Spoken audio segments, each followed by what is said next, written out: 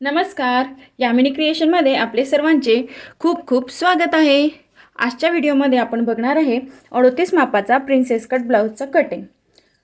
Princess cut ब्लाऊजचं cutting आपण बघणार आहे तेही डायरेक्ट कापडावरती. तर चला तर मग सुरू करूया. तर इथे लागणारी मापे आपण ही घेतलेली आहे. उंची आहे 14.5. तर आता आपण सर्वात आधी उंचीचं माप लावून घेऊ. कापड थोडासा तिरकस असल्यामुळे आधी सरळ रेष टाकून घ्यायची. त्यानंतर उंची आहे 14.5. तर आपण इथे उंची घेऊया 15.5. उंचीमध्ये 1 इंच प्लस करायचा. तुमची जी उंची असेल त्याच्यामध्ये 1 इंच मिळवून घ्यायचं आहे.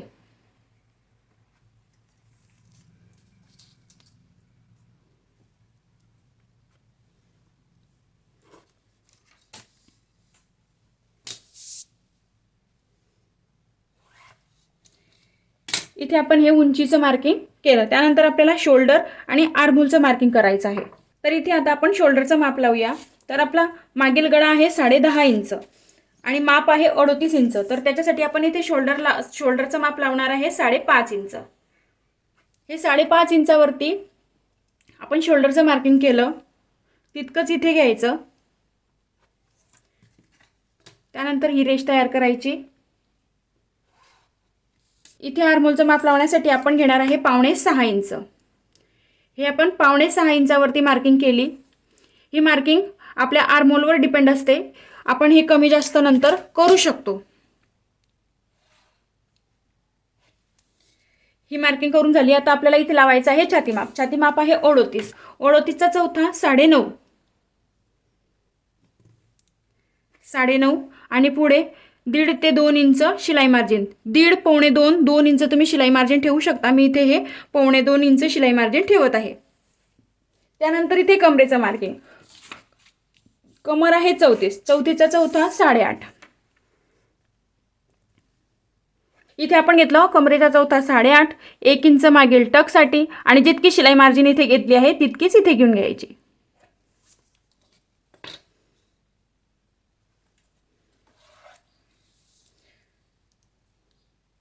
त्यानंतर गळा रुंदी. आता इथे आपल्याला शोल्डरचं माप झालं. आता इथे आपल्याला गळा रुंदी लावायची आहे. तर आधी आपण हे बघून घ्यायचं की यांना शोल्डर पट्टी किती तयार हवी आहे.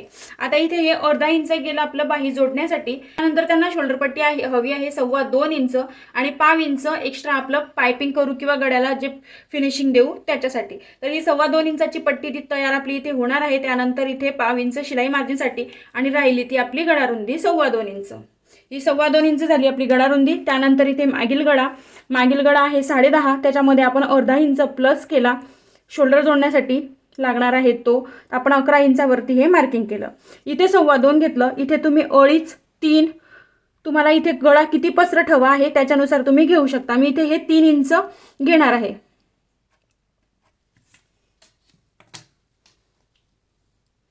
त्यानंतर हे याच्यामध्ये जोडून द्यायचं आणि याच्यामध्ये हा मागील गळ्याचा आकार. हा झाला आपला मागील गळा. आता जे मेन आहे ते आपण इथे घेणार आहे आर्महोल. तर मागील गळा डीप असल्याने आपला आर्महोलचा प्रॉब्लेम येतो. शोल्डर उतरतं. तर ते उतरू नये त्यासाठी आपण काय करणार आहे, इथे आपण बॉडी मेजरमेंट घेताना हे आर्महोलचं माप इथे घेतलेलं आहे. या मापासाठी यांचा आर्महोल आहे 17 इंच. तर हे अंगावरतून घेतलेलं आहे, थोडं टाईट घेतलेलं आहे. तर त्याच्यासाठी आपल्याला याच्यामध्ये 1 इंच प्लस करायचं आहे. तर आपला आर्महोल तयार इथे 17 इंच आहे. तर आपल्याला त्याच्यामध्ये 1 इंच प्लस करून 18 इंच घ्यायचं आहे. तर हा आपला झाला 18 इंच आर्महोल. त्याचा मध्य करून घ्यायचा 18चा मध्य 9. हे 9. तर आपल्याला इथे हे आर्महोल आपल्याला 9 इंच तयार. आता इथे कटिंग करताना 9 इंचावरती आपल्याला कटिंग करायचं आहे. तर सर्वात आधी हे अर्धा इंच जे आहे हे आपण आपलं शोल्डर जोडण्यासाठी सोडून द्यायचं आहे. हे अर्धा इंच आपलं शोल्डर जोडण्यासाठी सोडलं. त्यानंतर अशा पद्धतीने फ्रेंच कर्व घ्यायचा. तो इथे ठेवून घ्यायचा. अशा पद्धतीने व्यवस्थित तो सेट करायचा. सेट केल्याच्या नंतर हे आपलं आहे फिटिंगचं मार्किंग. हे आपण सोडलं अर्धा इंच शोल्डर जोडण्यासाठी. तर आता इथे आपल्याला आकार तयार करायचा आहे मागील बगलेचा. तर डीप गळा असल्याच्यानंतर शोल्डर उतरतं. तर ते शोल्डर उतरू नये म्हणून आपल्याला आर्महोलचं कटिंग एकदम परफेक्ट करायचं आहे. तर त्यासाठी आता आपण पाहिलं आपला आर्महोल होता 17. त्याच्यामध्ये आपण 1 इंच मिळवला. आणि त्याचा निम्मे केला तर आपल्याला आपलं माप आला आहे 9 इंच. तर ते इथे आपण आकार देणार आहे. त्याच्या दुरून अर्धा इंच सोडून द्यायचा बाही जोडण्यासाठीचा आणि मग हे माप असं मोजत घ्यायचं. आपल्याला किती माप पाहिजे आहे? 9 इंच. तर ते अशा पद्धतीने हे मोजून घ्यायचं. तर हे बघा, हे आपल्या इथे 9 इंच अगदी बरोबर आलेलं आहे. जर तुमचं हे माप कमी झालं किंवा जास्त झालं तर तुम्हाला ही लाईन वरती सरकवून घ्यायची आहे आणि कमी झालं तर ही लाईन थोडीशी पाव इंच अर्धा इंच जशी वाटत असेल तशी खाली सरकवून घ्यायची. बऱ्याच वेळा काय होतं, मोठ्या मापांना सुद्धा कमी हिच्यामध्ये बरोबर माप बसून जातं आणि केव्हा केव्हा लहान मापांना सुद्धा ही लाईन खाली सरकवावी लागते. तर पूर्णपणे ब्लाऊज हा आपल्या आर्मोलवरती डिपेंड असतो. तर त्यासाठी तुम्ही कटिंग करताना आर्मोलचं कटिंग आणि माप घेताना आर्मोलचं माप हे व्यवस्थित घेत चला. तर आपण इथे परत एकदा रिचेक करून घेऊ. आपल्याला 9 इंच इथे कटिंग करताना हवं आहे. हे बघा, हे माप आपलं इथे 9 इंचावरती बरोबर आलेलं आहे. म्हणजे हे माप आपलं बरोबर आहे. आता आपण याला इथे हा मागील बगलेचा आकार देऊन घेऊ. हे अशा पद्धतीने आपण मागील बगलेचा आकार दिला. त्यानंतर ज्या वेळेस गळा 8.5 इंचाच्या पुढे जातो त्यावेळेस आपल्याला इथे गळ्याकडे अगदी पाव इंच इतका गळ्याकडे आपल्याला उतार द्यायचा असतो. तर आपण किती उतार देणार आहे? फक्त पाव इंच. हा उतार याच्यामध्ये इथे जोडून द्यायचा. असं अशा पद्धतीने हा गळ्याच्या बाजूने आपण उतार देऊन घेतला. तर ही झाली आपली कटिंगची रेषा, ही झाली आपली फिटिंगची रेषा. त्यानंतर इथे मागील टक्स. तर मागील टक्स देण्यासाठी याचा मध्य करून घ्यायचा आणि इथे टक्स द्यायचा. जर तुम्हाला असं वाटत असेल की आपला गळा खूप मोठा आहे, हा टक्स इथे येणार आहे, तर हा टक्स थोडासा इकडे सरकवला तरी चालणार आहे. याचा मध्य करून घेतला आणि इथे मध्यावरती हा टक्स दिला. तर असं न करता हा टक्स अजून तुम्ही 1 इंच इकडे सरकवला तरी चालणार आहे. आता हे किती आलं? 4.25. तितकंच इथे घेऊन घ्यायचं, 4.25. आणि गळा ज्या वेळेला मोठा असतो त्यावेळेला टक्सची उंची कमी केली तरी चालणार आहे. आता मी इथे हा 4 इंचाचा टक्स ठेवणार आहे. अर्धा इंच या बाजूला, अर्धा इंच या बाजूला.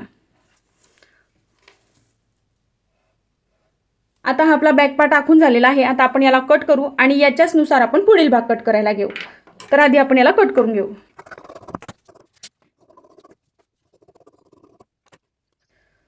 तर याच्याच नुसार आता आपण पुढील भाग कट करू. त्याआधी आपण आधी बाही कट करून घेऊ आणि मग उरलेल्या कापडामध्ये आपण पुढील भाग कट करू.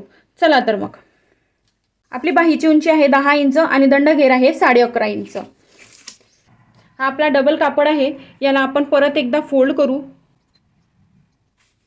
अशा पद्धतीने आपण याला फोल्ड करून घेतला. आता जे काठ आहेत हे आपल्याला घ्यायचे नाहीये.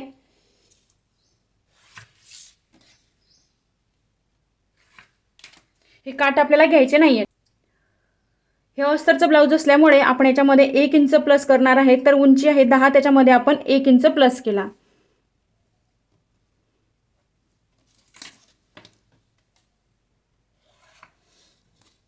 आता इथे बगल कट घेणार आहे आपण. बगल कट घेणार आहे 3.5 इंच.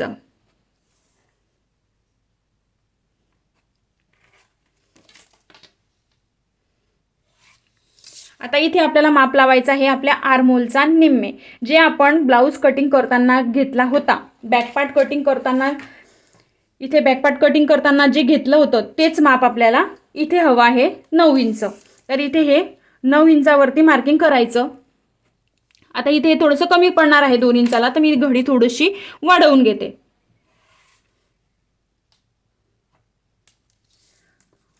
इथून माप लावायचं 9 इंच आणि पुढे 2 इंच, 2.25 इंच आपलं जे एक्स्ट्राचं आपण मार्जिन घेतलं होतं ते. इथे आपल्याला दंडघेराचं माप टाकायचं आहे. दंडघेर आहे 11.5. 11.5चा निम्मे 5.6 आणि पुढे जे आपण शिलाई मार्जिन एक्स्ट्रा घेतलं होतं तितकं शिलाई मार्जिन. हे इथे यामध्ये जोडलं आणि हे याच्यामध्ये जोडून द्यायचं. त्यानंतर आपल्याला द्यायचा आहे बाहीचा आकार. बाहीचा आता आपण आकार देऊन घेऊ. अशा पद्धतीने इथून आकार द्यायला सुरुवात करायची.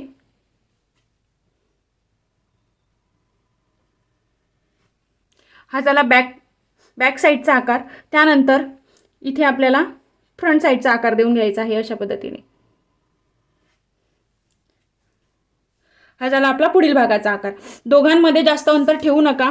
अर्धा इंच किंवा अर्धाला एक रेष कमी जरी घेतली तरी चालणार आहे. अशा पद्धतीने आपल्याला हे बाहीचं कटिंग करून घ्यायचं आहे. आता आपण आधी बाही कट करून घेऊ.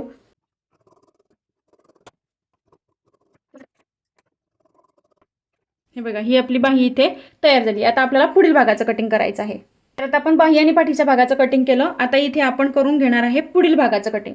तर पुढील भागाचं कटिंग करण्यासाठी आपल्याला हा बॅक पार्ट जो आपण घेतलेला होता तो लागणार आहे. तर बॅक पार्ट अशा पद्धतीने ठेवायचा. इथून अर्धा इंच दुरून ठेवायचा.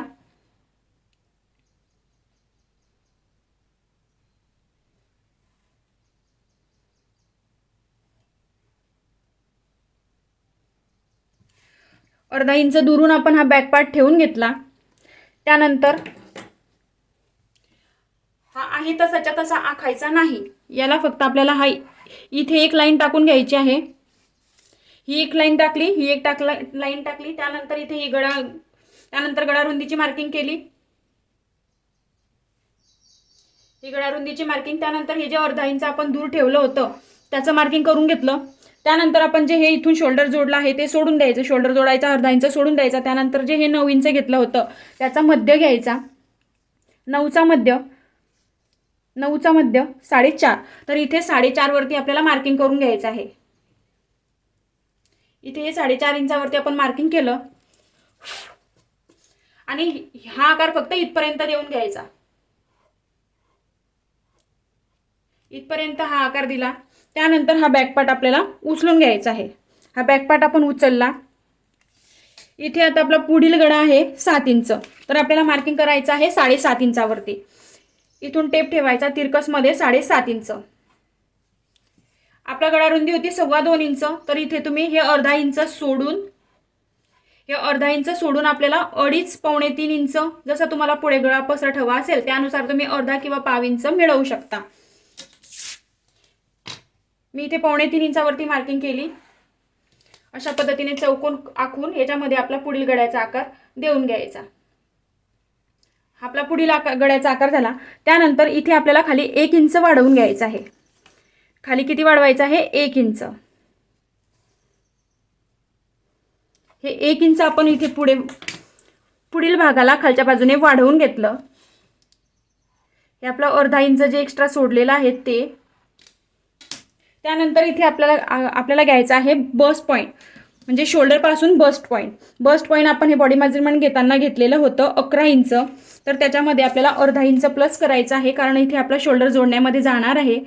तर हे आपण 11 इंच, त्याच्यामध्ये अर्धा इंच प्लस केला 11.5 इंच.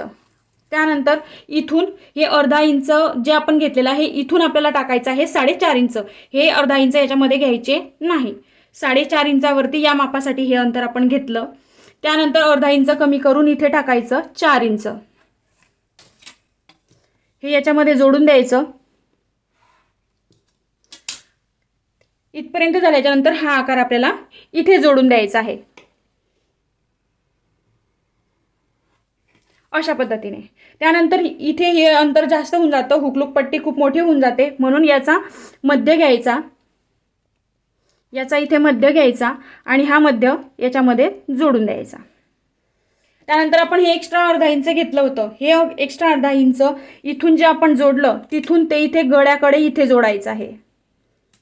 हे अशा पद्धतीने. आता हे आपल्याला कटिंग करून घ्यायचं आहे. हा झाला आपला प्रिन्सेस कटचा एक पार्ट. आता याच्या शेजारचा पार्ट आपण काढून घेऊ. आधी याला कट करून घेऊ.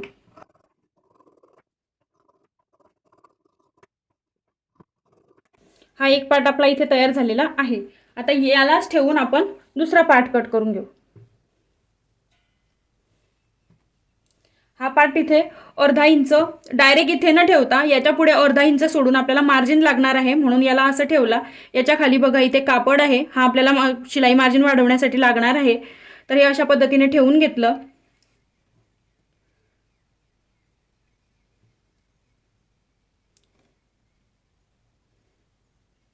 हे अशा पद्धतीने ठेवून घेतल्याच्या नंतर जो आपण बॅक पार्ट काढला आहे तो घ्यायचा. तो जसाच्या तसा ठेवायचा. हा सेंटर आणि हा सेंटर एकमेकांवरती ठेवायचा. अशा पद्धतीने इथे शोल्डर बरोबर एकमेकांवरती ठेवायचं आणि इथे जी आपली मेन लाईन होती ही गळ्याची ती एकमेकांवरती ठेवायची. हा आहे तसा आधी याच्यावरती ठेवून घ्यायचा.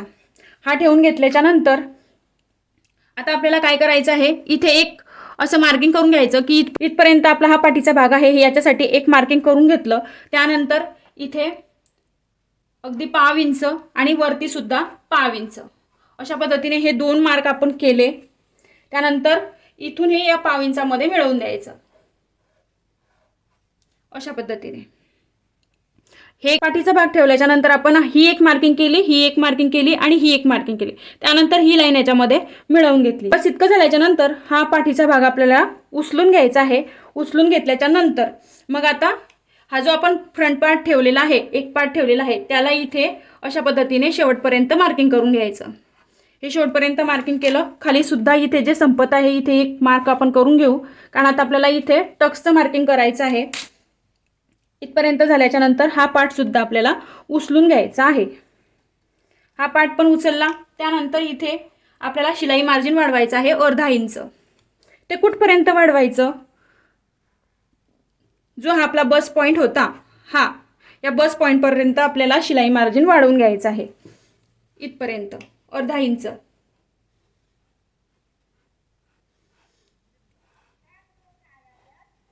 हे 1/2 इंच शिलाई मार्जिन आपण इथपर्यंत वाढवून घेतलं. त्यानंतर आता या मापासाठी आपण टक्स घेणार आहे 3 इंच. जर कटोरी साईज हेवी असेल तर इथे तुम्ही 3.25 सुद्धा घेऊ शकता. तर मी इथे 3.25 इंच हे घेणार आहे. 3.25 इंच घेतलं. त्यानंतर इथून आपल्याला हा असा आकार देऊन घ्यायचा आहे. हे अशा पद्धतीने आकार देऊन घेतला. आता आपण जो हा टक्स वाढवलेला आहे हा आपल्याला पुढे वाढवून घ्यायचा आहे. जे आपण इथे मार्किंग केलं होतं बॅक पार्ट ठेवून त्याच्या पुढे आपल्याला 3.25 इंच इतकं वाढवून घ्यायचं आहे. जितकं आपण टक्स घेतला तितकं इथे वाढवून घ्यायचं आणि ते माप याच्यामध्ये जोडून द्यायचं. त्यानंतर हे सरळ यामध्ये न जोडता थोडंसं खाली 1/2 ते 1.25 इंच खाली करून हे जोडून द्यायचं. आता जर हे एक्स्ट्रा वाटत असलं तर आपल्याला आधी हे दोघंही पार्ट जोडून घ्यायचे आहे फिटिंग करताना. आणि त्यानंतर बॅक पार्टवरती हा फ्रंट पार्ट ठेवून जे एक्स्ट्रा मार्जिन आहे ते कट करून टाकायचं. तर अशा पद्धतीने हा सेकंड पार्ट आपला आखून झालेला आहे. आता आपण याला कट करून घेऊ. हे बघा अशा पद्धतीने आपला हा सेकंड पार्ट, हे दोघंही पार्ट आपले प्रिन्सेस कटचे कट करून झालेले आहे. त्याच्यानंतर आपला हे पाठीचा भाग कट करून झालेला आहे आणि ही बाही. तर आता याच्याचनुसार आपण साडीचा कापड कट करून घेऊ.